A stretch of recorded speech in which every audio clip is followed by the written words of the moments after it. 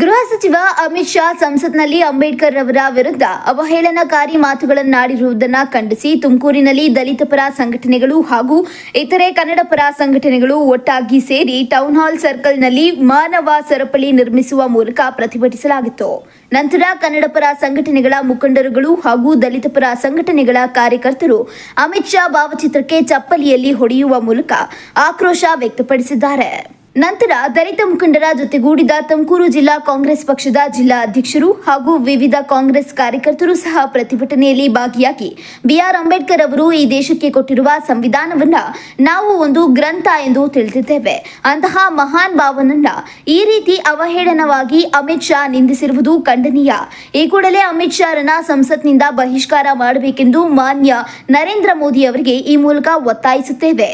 ಈ ಪ್ರತಿಭಟನೆಯಲ್ಲಿ ವಿವಿಧ ಸಂಘಟನೆಗಳ ಜಿಲ್ಲಾಧ್ಯಕ್ಷರು ಹಾಗೂ ಕಾರ್ಯಕರ್ತರು, ಕಾಂಗ್ರೆಸ್ ಪಕ್ಷದ ಜಿಲ್ಲಾಧ್ಯಕ್ಷರು ಚಂದ್ರಶೇಖರ್ ಹಾಗೂ ಕೆಂಚಮಾರಯ್ಯ, ವಾಲೆ ಚಂದ್ರಯ್ಯ ಇನ್ನಿತರೆ ಕಾರ್ಯಕರ್ತರು ಪ್ರತಿಭಟನೆಯಲ್ಲಿ ಭಾಗವಹಿಸಿದರು.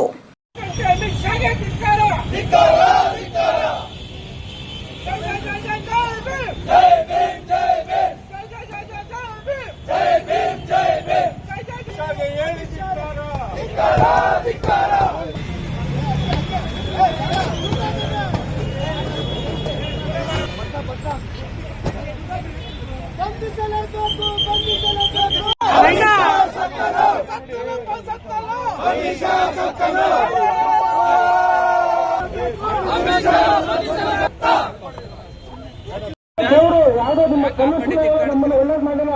ಬಾಬಾ ಸಾಹೇಬರು ಮಾತ್ರ ಇವತ್ತು ಸ್ವಾತಂತ್ರ್ಯ ಸಿಕ್ಕಿದೆ ಅಂದ್ರೆ ನಮಗೆ ಬಾಬಾ ಸಾಹೇಬರು, ಆ ಬಾಬಾ ಸಾಹೇಬರ ಸಂವಿಧಾನವೇ ನಮ್ಗೆ ಇವತ್ತು ಅದೇ ಗ್ರಂಥ.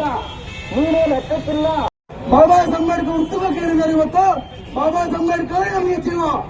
ದಲಿತರ ದಮನಿತರ ಪ್ರತಿಯೊಂದು ರಕ್ತದ ಕಣದಲ್ಲೂ ಕೂಡ ಅಂಬೇಡ್ಕರ್ ಹೊರಸ್ಕೊಂಡಿದ್ದೀವಿ. ಇವತ್ತು ನೀವೊಬ್ಬ ಕಿಡಿಗೇಡಿ ಇದ್ದೆ.